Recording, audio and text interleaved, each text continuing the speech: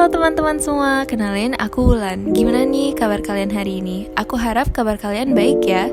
Kali ini aku gak sendiri nih, aku bareng teman-temanku yang kece ini, Alexo, Atika, Widi, Rania, Matthew, dan Gita.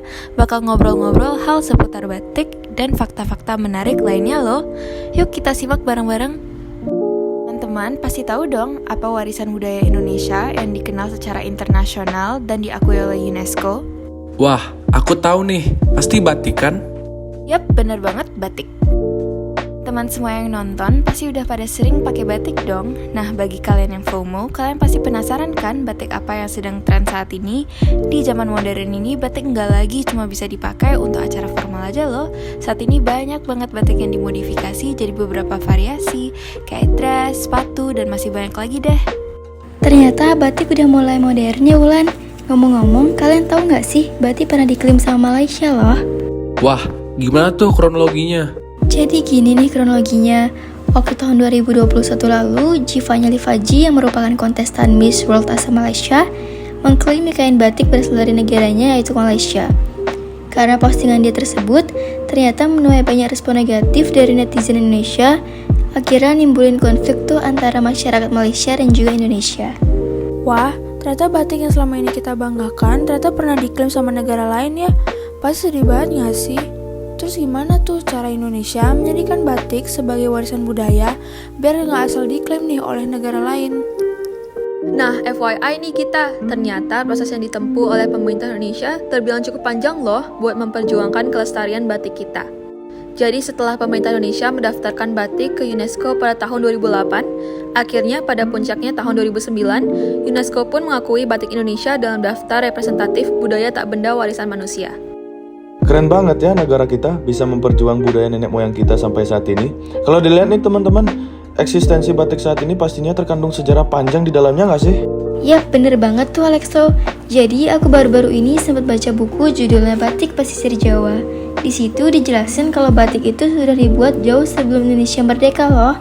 Dan menariknya ada salah satu jenis motif batik yang dibuat saat penjajahan Jepang di Indonesia, yaitu batik Hokokai. Oh iya, by the way, buat teman-teman yang nonton nih, beberapa waktu lalu, kami sempat mengunjungi salah satu perusahaan batik yang terkemuka di Bali loh, namanya Batik Populer. Guys, sekarang kita udah sampai di tempat batiknya, namanya Batik Populer. Yuk, kita lihat-lihat yuk. Ayo.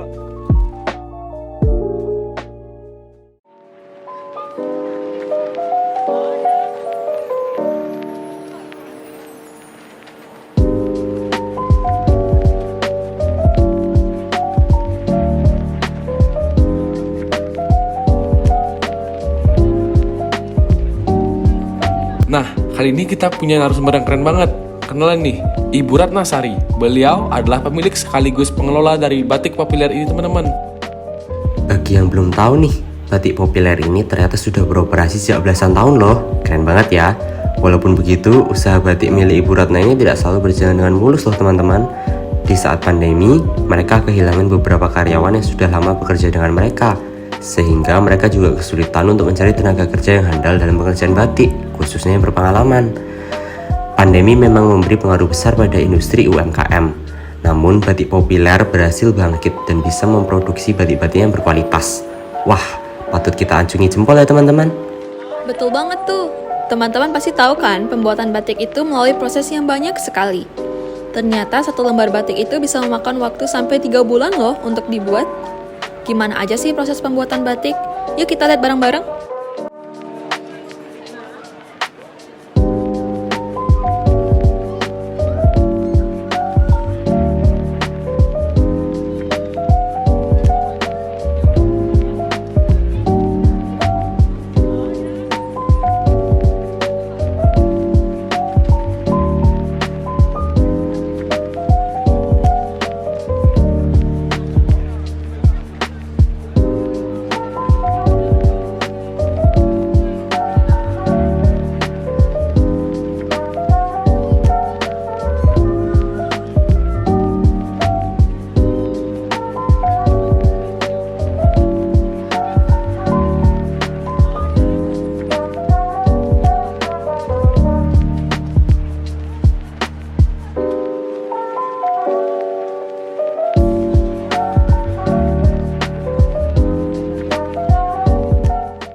Keren banget ya teman-teman.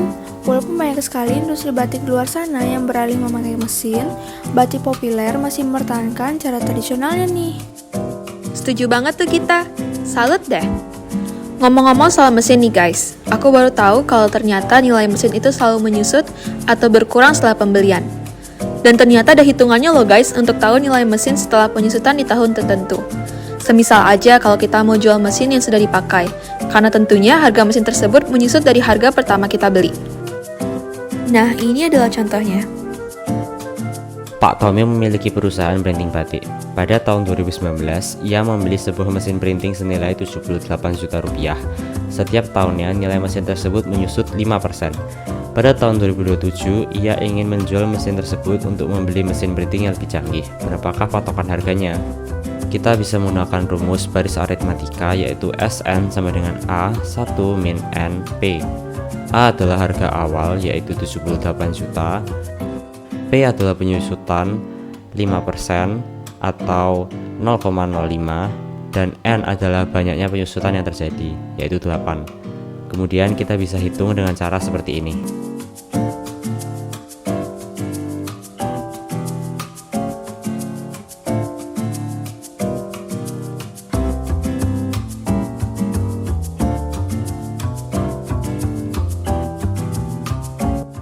Masih tentang hitung-hitungan, teman-teman pernah kesel nggak kalau pas makan di restoran nih? Ya kita malah bayar jauh lebih banyak gara-gara PPN-nya besar, padahal kita bawa uang pas. Kesel banget nggak sih? Nggak cuma konsumen aja yang perlu bayar pajak, tapi usaha pun bayar banyak pajak loh. Pajak apa aja ya yang perlu Ibu Ratna bayar untuk usaha batiknya? Pajaknya itu sudah termasuk di dalam barang yang kita kasih harga. Satu. Udah gitu tentu pajak bangunan. Nah itu dua itu aja. Apakah karyawan pun membayar pajak? Kalau karyawan untuk sementara ini karena kita kan setelah COVID ini baru mulai lagi dari nol lagi. Jadi sementara ini kita belum kenakanlah mereka pajak karena ini baru membangun lagi. Pelan-pelan nanti akan menuju ke sana. Guys, ada yang sadar nggak sih kalau dilihat-lihat ternyata di pemrosesan batik itu menggunakan pewarna sintesis, salah satunya HCl loh.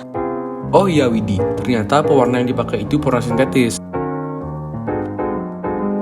Nah, pernah nggak teman-teman mendengar berita mengejutkan ini bahwa tidak jarang makanan sering kita konsumsi seperti kue basah, minuman dan gorengan mengandung pewarna sintetis yang berbahaya seperti pewarna tekstil di mana berbahaya bagi kesehatan jika dikonsumsi secara terus-menerus.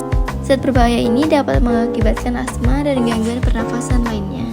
Ih, serem banget ya ternyata. Mau nanya dong, kalian yang nontonin kita pada umur berapa sih? Aku penasaran.